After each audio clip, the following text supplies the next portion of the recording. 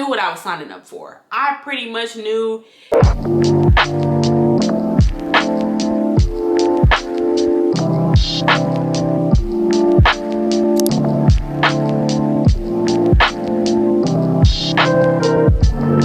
Hey my internet besties, it's your girl justaiyanajt and welcome back to my channel. As you guys already saw by the title, today we are getting into a little bit of the tea. So most of you guys know I am a registered nurse. I do have my bachelor's of science in nursing, my BSN, and I currently work in nursing informatics as a QA coordinator. So now that we got that all out of the way, I really want to get into why I decided to leave bedside. So we're going to take it all the way back to the beginning of my nursing career. And we're going to take it back to we'll take it back to graduation. We'll take it back to graduation. So I went to school for my nursing degree at Winston-Salem State University in Winston-Salem, North Carolina, if you are not familiar with where it is at. And that is an HBCU, which is an historically Black college or university. And I did 5 years there all together, and I'm not ashamed of it. I'm really not ashamed of it. I know what people say, like, oh, be talking junk if you gotta do. I'm not ashamed of it because I'm here today to tell the story, and 5 years don't look pretty bad now, don't it?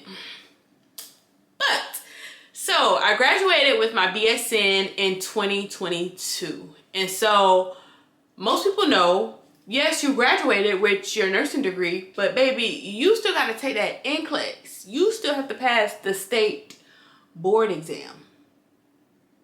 Yeah, so it's not just, oh, you graduated and just go work as a nurse.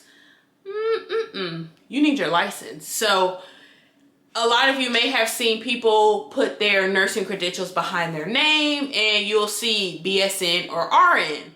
So before you take the NCLEX, you're just a BSN, or if you have your associates, then you would be an ADN. So I graduated with my bachelor's in May. I was scheduled to take my NCLEX in July, and I was also scheduled to move to Texas in July, 2 days after I took the NCLEX. So I have a whole another video coming about my NCLEX journey and everything that happened with that, because that's a whole separate journey. That's a whole separate journey. And we're going to keep this about why I left bedside, because that's probably the real tea I want to know, honestly, anyway. So one of the main reasons I left bedside was the long shifts. If you are not familiar, working as a nurse in the hospital setting, for the most part, your shifts are going to be 12-hour shifts, whether that's 7 a.m. to 7 p.m., 7 p.m. to 7 a.m. I have heard of specific units like the emergency department doing different hours, like 1 a.m. to 1 p.m. and vice versa. But for me specifically, while I was working in the hospital, it was either 7 a.m. to 7 p. or 7 p. to 7 a. So day shift or night shift. There's no mid shift. It's either one or the other. Now, do we have half shifts that you can work? Yes, but it has to be approved by management, and you have to have somebody else coming to either start your shift or finish your shift, whichever one you're not going to be there for. So that was the main thing. I got tired of working long hours, and it was no way around it. Even if I were to go from working full-time status to only working part-time or PRN, which means as needed, you still have to work 12-hour shifts. And I just was so tired of that. I was so drained from that, and it felt like I was cramming 2 weeks worth of work in 3 days, which is not really what it was. Ideally, it's a week's worth of work in 3 days, because typically as a nurse, you work 36 hours. Those are 3 12-hour shifts. How you work them depends on the unit, whether you work them only on the weekend, during the week, or you have one day on the weekend. The specific requirements of how the schedule has to be formatted typically depend on the hospital and then on the unit that you're working on. For example, when I was working in the NICU, I had a rotating shift, which initially going into starting that job and accepting that position, I was excited to have a rotating shift, which is, you're probably like, girl, what were you thinking? I still don't even regret that part of it, because that wasn't the part that really got to me. It started to, but other things were getting to me first before the shift and that stuff got to me. So yeah, I was doing, I want to say a month, either a half a month on days or a half a month on nights. I'm pretty sure is what it boiled down to be. Is my camera overheating? Okay, so I think my camera has cooled down just a tad, which helps. So yes, I had the rotating shifts working in the NICU. I think is where I kind of left off before my camera cut off.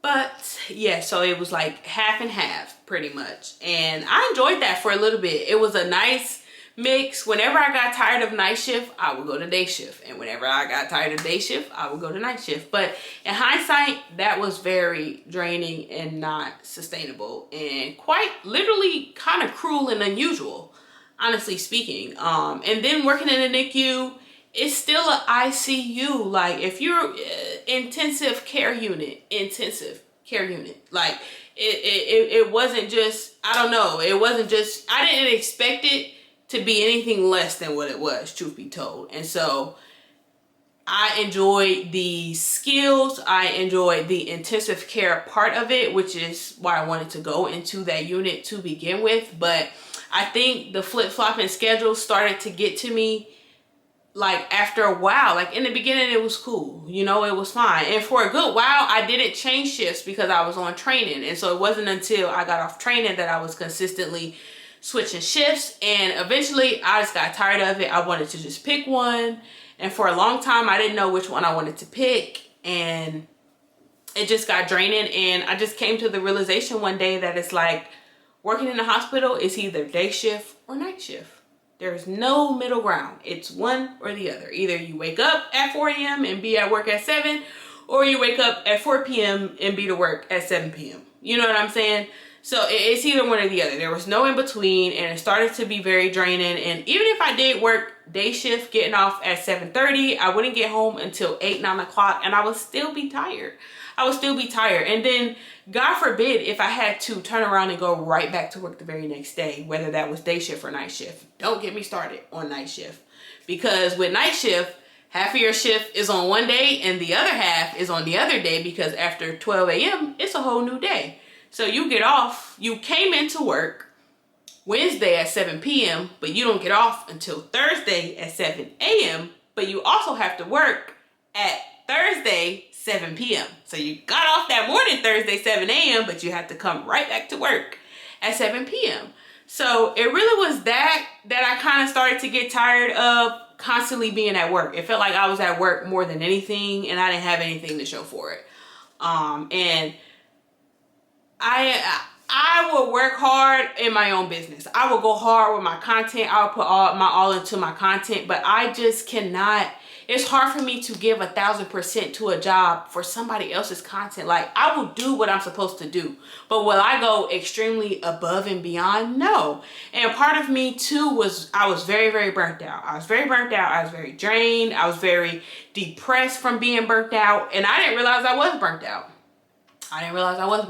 And I do plan on doing another video about like addressing burnout and how to help burnout, how to recognize burnout, because I feel like I would have left the hospital setting a long time ago if I would have recognized that I was actually burnt out. We are really getting to the tea, and I just wanted to do a pause and do a disclaimer and let you guys know I knew what I was signing up for. I pretty much knew exactly what being a nurse consisted of. I just didn't know exactly how I would feel once I was fully in that position. All of these things that I'm gonna complain about, I was well aware and was forewarned for years before I ever even stepped foot into the hospital as an RN.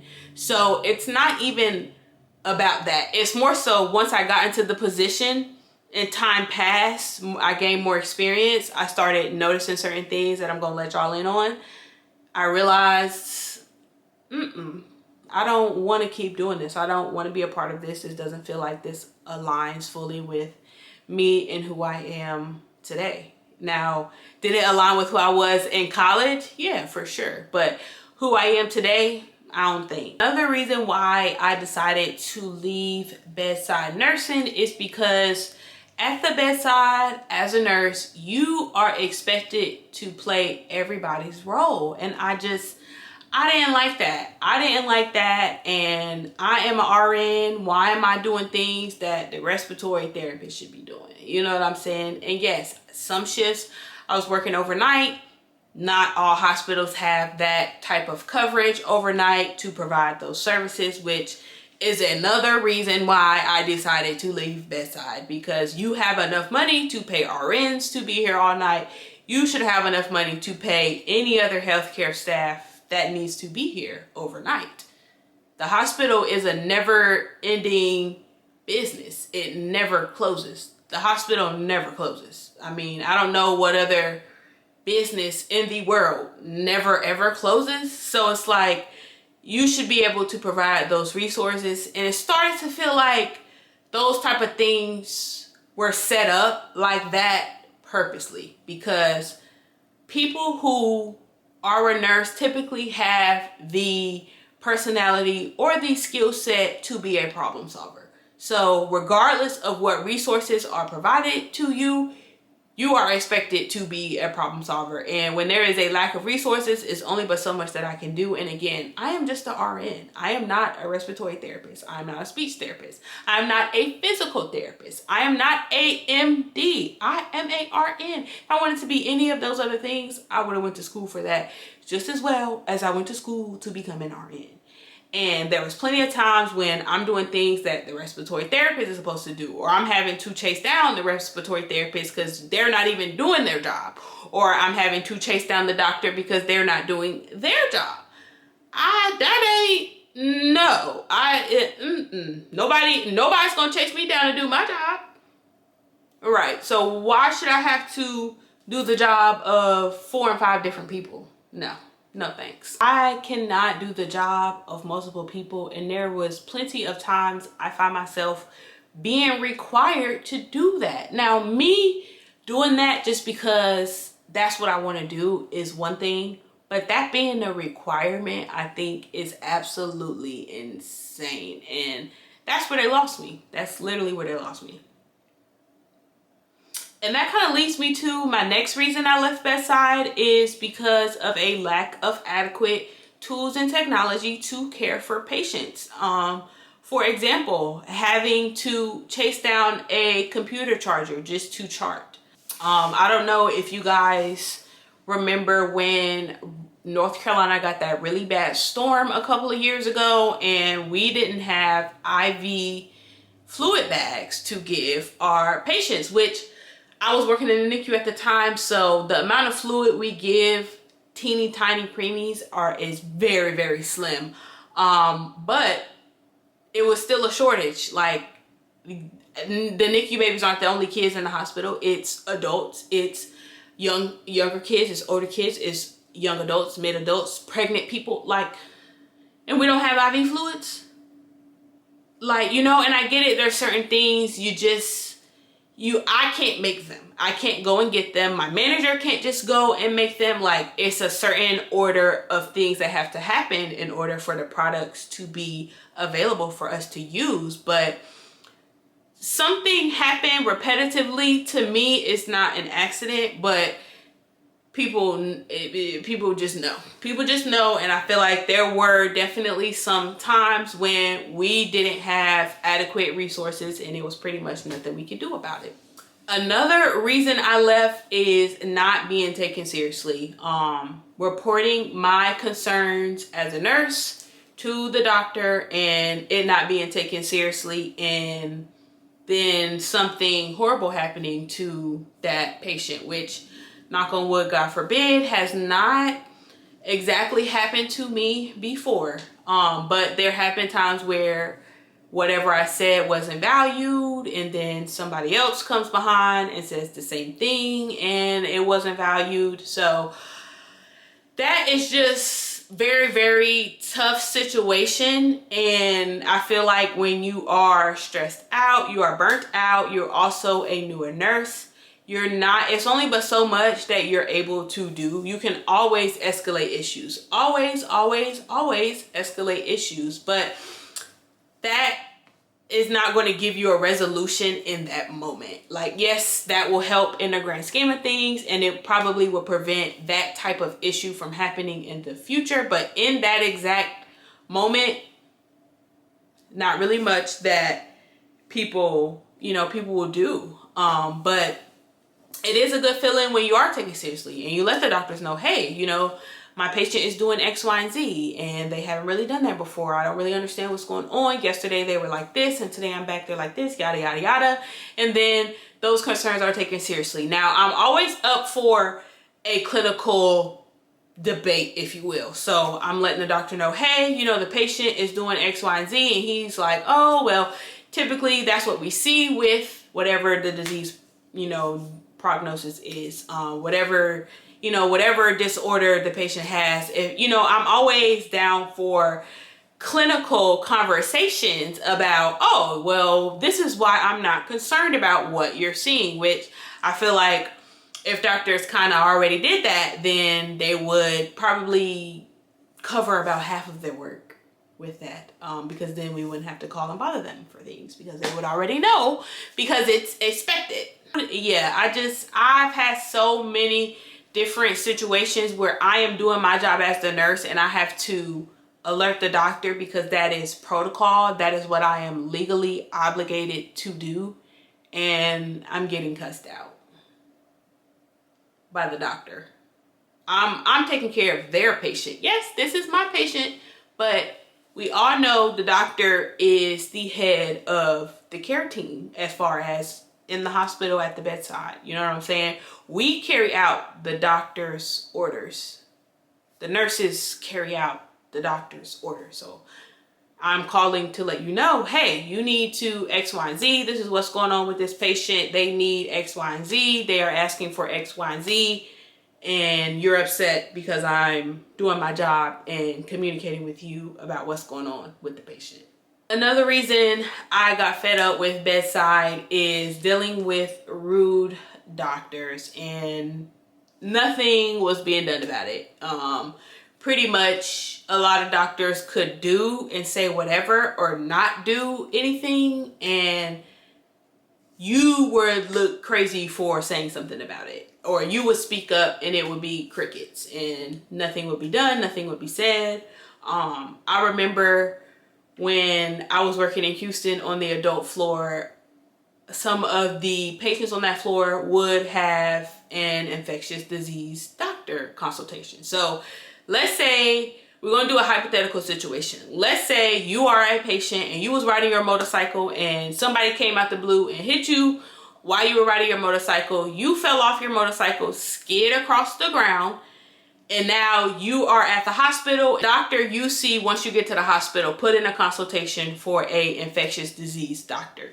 Probably because when you skid across the ground, your skin got scraped up, dirt, debris, dust, bacteria, all type of things got into your skin when that scrape happened. So they would add a infectious disease doctor to your case. Make sure that any bacteria that may have gotten into the scrape doesn't get transferred into the bloodstream, and if it does, he will prescribe the correct antibiotics or whatever medication is needed to treat that. So we had this one infectious disease doctor, and every time I would open up his note in the patient's medical record, it would be blank. And I was just like, why are his notes always blank? Like, jumping in from the future, that day was such a struggle recording that video, because I had also previously recorded another video right before recording this video, and my camera was overheating. I was losing storage. Then my battery on my camera started dying, and it was just all crashing and burning. And so the clip cut off, and I didn't remember where I left off at and what I was exactly talking about. So I kind of just picked back up where I assumed I was and never finished off this particular story about the infectious disease doctor. So every time I would look at his doctor's notes in the electronic medical record, they would be blank. For weeks, I wondered, like, why are they blank? Some patients will have minimal info, but for the most part, like, it was very blank. And if I'm caring for a patient and one of the main reasons that they're coming to the hospital to be admitted is because of bacteria possibly going into the blood, I would like to read the doctor's clinical thoughts on what should be done, just to make sure we're doing everything that we can. Some things get lost in translation, and when I'm reading up on a new patient, I want to read everything that's relevant so, you know, I can know and pass that information on. So finally one day I asked the charge nurse, like, I don't know, I was like, you may not have the answer to this, but why are Dr. So-and-so's notes always blank? And that's when she let me know that once they complete a note, they get paid for it. So that's how they were basically verifying the services provided, and they would do a note and it would confirm that they did whatever services that they claim they did for the patient on that date and time, and then they would get paid for it. So to make sure that he was still getting paid, he was putting blank notes. I mean, and that's legal. That's legal data, you know, like they can easily pull that up at any given time and see how he was doing that. So hopefully that ties it all together and makes it make sense, because I got cut off mid-story and then jumped in, girl, on a whole nother topic. But yeah, he was doing blank notes so that he would get paid. Just bare minimum. That is very bare minimum. Moving on from doctors being blatantly rude to you for absolutely no reason, for you doing your job. Another reason why I wanted to leave is because nurses literally are the eyes, the ears, and the hands of the hospital. We do 80% of the work. I feel like nurses do a little bit more hands-on physical work, and as you go up the rank in education, as far as nurse practitioner, PA, medical doctor, all of the things, then your work is a little bit more critical thinking and less physical hands-on.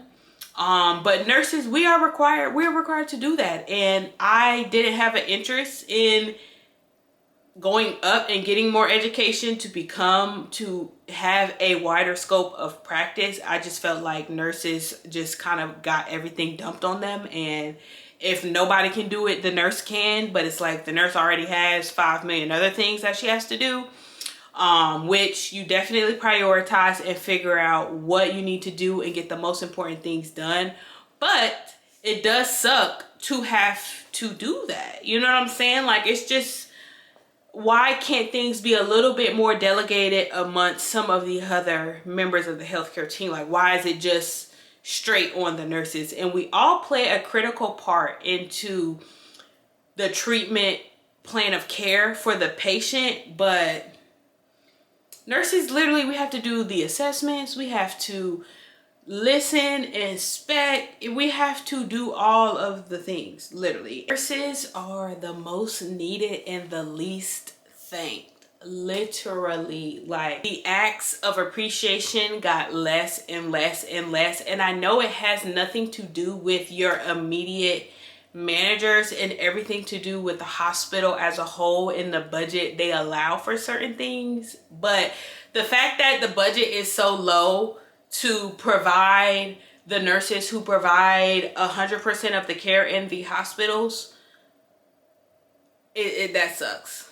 It was very telling. Overall, like, nurses do everything. Like, when you go to the hospital and you need something, chances are it's a nurse coming in or a nursing assistant coming in. Like, don't even get me started on the nursing assistants, because if you thought nurses got treated bad, they get treated even worse. And lastly, but definitely not least, one of the major reasons I decided to leave bedside nursing is because of institutionalized racism, and it is very prevalent within the hospital system. And it was very clear to me that certain groups of people got treated differently than others, and I really am not going to go too in depth with that because it's so controversial, but I definitely noticed some things that were patterns amongst minority populations, and I didn't feel like I could make a strong enough change there because it is so deep rooted. It's very prevalent, and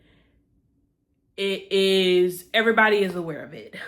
We automatically know that Black women are at an increased risk of maternal death. You know what I'm saying? After giving birth versus people of other races. So things like that, and seeing how it's so deep rooted, it would really require a lot to make changes in the system.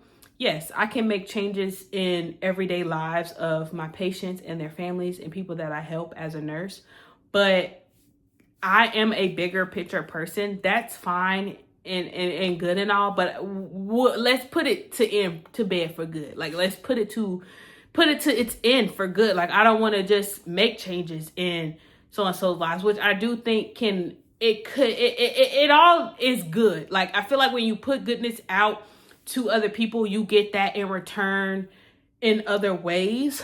But I just didn't feel like, for me personally, it wasn't worth it. My heart wasn't in it, and I was starting to realize, like, wow, I really don't enjoy being a nurse as much as I did in the beginning, or as much as I thought I would, honestly. So those are some of the reasons why I decided to leave bedside. If you guys have any questions or want to know anything a little bit more in depth, or just want some general advice, definitely comment down below. Feel free to connect with me on my social medias at justaiyanajt. Shoot me a DM on TikTok or on Instagram if you have any specific nursing related questions or just want general advice. I am always down to give some advice for any future nursing girlies. But yeah, I want to make sure I covered everything I said I was going to talk about in this video. I know a lot of things kept getting cut off because of my camera dying on me, which is, it just never ends. Does it ever end? Like, I thought I got the camera to fix that type of issue, but I'm still having it. But honestly, it's okay. We made it through and we got to the end regardless. If you haven't already, go ahead and like, comment, and subscribe to see more of my face and to join my group of internet besties. Like, I literally love y'all. Y'all show me so much support and love, and I can't wait to see where this channel takes us in the future. So without further ado, I will see you guys in the next video.